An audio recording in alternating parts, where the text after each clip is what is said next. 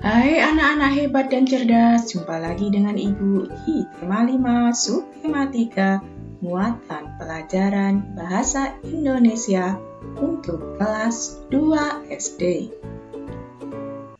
Anak-anak hebat dan cerdas, masih ingatkah kamu ungkapan permintaan maaf?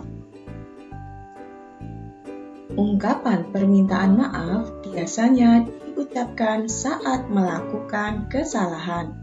Kamu harus meminta maaf menggunakan kata maaf dengan santun agar kesalahanmu dapat dimaafkan. Perhatikan teks cerita berikut dengan seksama, kemudian jawablah pertanyaannya. Benny dan teman-temannya bermain kasti. Saat Benny memukul bola, tidak sengaja mengenai tangan Udin. Udin pun menangis karena kesakitan. Benny pun segera meminta maaf. Benny meminta maaf dengan tulus dan santun. Setelah mendengar permintaan maaf Benny, Udin pun memaafkannya.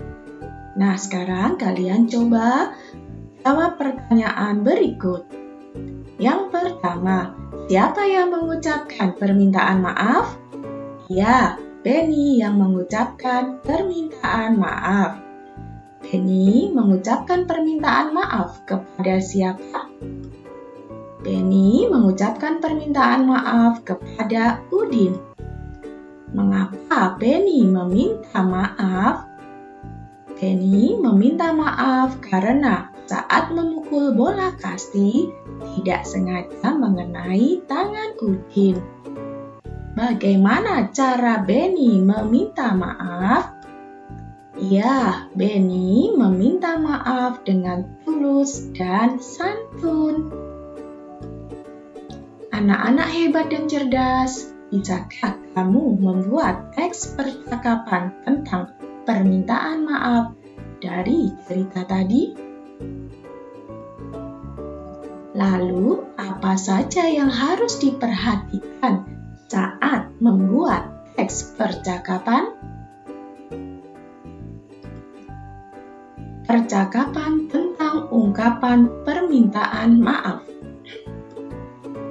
Berikut adalah hal-hal yang harus diperhatikan saat membuat teks percakapan. Yang pertama, mencermati seluruh isi cerita yang dibaca. Yang kedua, mencatat tokoh-tokoh yang ada dalam cerita. Yang ketiga, mencermati tokoh yang mengucapkan permintaan maaf. Yang keempat, mencari alasan tokoh meminta maaf dalam cerita. Yang kelima, mencermati yang menerima permintaan maaf.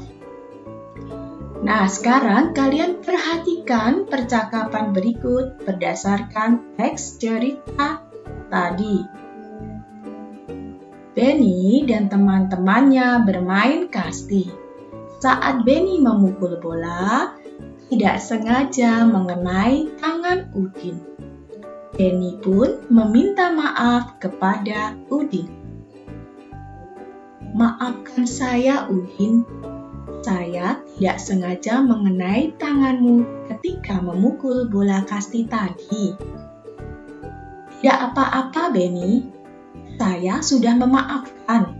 Lain kali, hati-hati ya.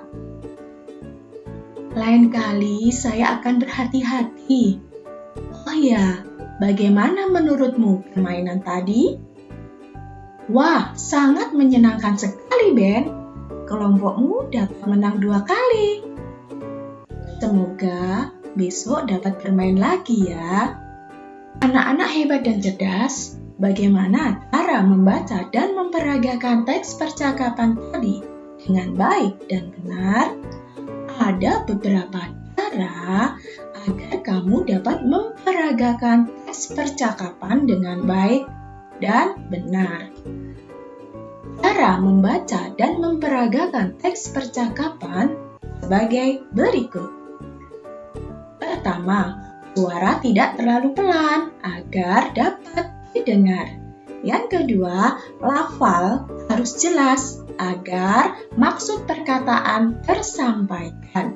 Yang ketiga, tinggi rendahnya suara atau intonasi harus sesuai. Yang keempat, pemenggalan kalimat harus tepat. Yang kelima, gerak tubuh atau ekspresi harus sesuai perkataan. Nah, anak-anak hebat dan cerdas, sekarang kita akan belajar membuat pertanyaan sesuai isi puisi. Puisi adalah kumpulan kata indah yang disusun ke dalam beberapa baris. Untuk dapat mengetahui isi puisi, kamu dapat membuat pertanyaan dengan menggunakan kata tanya. Berikut kata tanya beserta kegunaannya. Yang pertama, kata tanya apa? Kegunaan untuk menanyakan nama atau hal yang diceritakan dalam puisi. Contoh, apa isi puisi tersebut? Yang kedua, gimana? Untuk menanyakan tempat yang diceritakan dalam puisi. Contohnya, di mana bunga ditanam dalam puisi tersebut? Yang ketiga, kapan? Untuk menanyakan waktu terjadinya peristiwa dalam puisi. Contohnya, kapan peristiwa dalam puisi terjadi? Yang keempat, siapa? Untuk menanyakan tokoh yang diceritakan dalam puisi. Contohnya, siapa yang diceritakan dalam puisi? Yang kelima, mengapa? Untuk menanyakan penjelasan suatu peristiwa dalam puisi. Mengapa tokoh di dalam puisi tersebut bersedih? Nah, sekarang bacalah puisi berikut dengan seksama dan kerjakan soal-soalnya. Mari kita simak bersama-sama. Kupu-kupu. Kupu-kupu yang lucu, kemana engkau terbang? Hilir mudik mencari bunga-bunga yang kembang. Berayun-ayun pada tangkai yang lemah. Tidakkah sayapmu merasa lelah? Kupu-kupu yang elok, bolehkah saya serta mencium bunga-bunga yang semerbak baunya?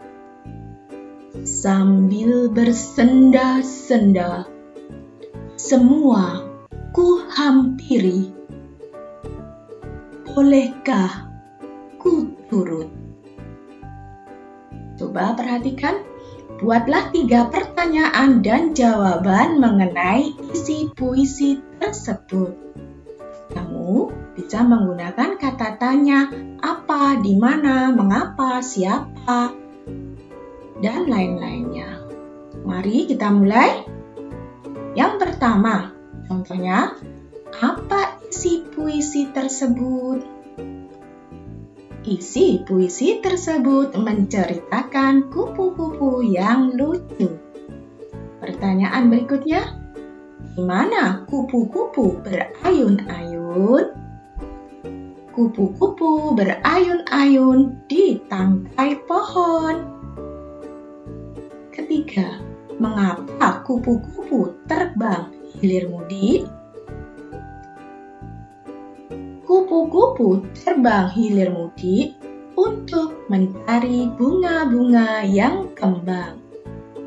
Ini adalah contoh dari ibu. Kalian bisa membuat pertanyaan dengan kata tanya yang lainnya. Nah, untuk pertanyaan selanjutnya, tuliskan kosakata baru yang kamu temukan pada puisi tersebut. Kosakata baru dalam puisi tersebut yaitu elok, hilir mudik, bersenda-senda, dan semerbak. Nah, anak-anak cerdas, sekarang kita akan belajar mencari makna kosakata. Kamu dapat mengetahui makna kosakata menggunakan Kamus Besar Bahasa Indonesia atau KBBI. Ini juga kamu bisa cari KBBI secara online. Selain itu, kamu juga dapat bertanya kepada guru atau orang tuamu mengenai arti suatu kata. Kosakata baru dalam puisi tadi yang berjudul kupu-kupu tadi bermakna yang pertama, elok berarti cantik, indah, atau bagus. Yang kedua, hilir mudik berarti kesana, kemari, atau bolak-balik. Yang ketiga, bersenda-senda berarti bersenda gurau atau bertanda. Yang keempat, semerbak artinya harum atau wangi. Nah, sekarang kita akan belajar menulis puisi. Sudahkah kalian pernah menulis puisi? Sebelum menulis puisi, kamu harus menentukan tema puisi. Setelah itu, tulislah kata atau kalimat yang indah sesuai tema. Kamu dapat mengungkapkan perasaanmu ke dalam puisi tersebut, baik rasa senang atau sedih. Susunlah kata-katamu ke dalam beberapa baris puisi. Nah, untuk meningkatkan pemahamanmu supaya kamu lebih bisa dalam membuat puisi, maka tugas kamu yaitu buatlah puisi bertemakan lingkungan. Bagaimana caranya? Yang pertama, amati keadaan lingkungan di sekitarmu. Yang kedua, tuliskan kata-kata indah sesuai lingkungan yang kamu amati. Yang ketiga, susunlah kata-kata tersebut menjadi sebuah puisi singkat. Untuk puisi bertemakan lingkungan, karena Ibu kasih contoh di tema 5, subtema 2. Ya, Ibu pernah memberikan contoh puisi bertemakan lingkungan. Nanti bisa kalian lihat kembali. Selamat mencoba membuat puisi. Demikian tadi pembelajaran kita kali ini. Semoga pembelajaran kali ini bermanfaat bagi kalian. Terima kasih atas perhatiannya. Salam sehat, tetap semangat.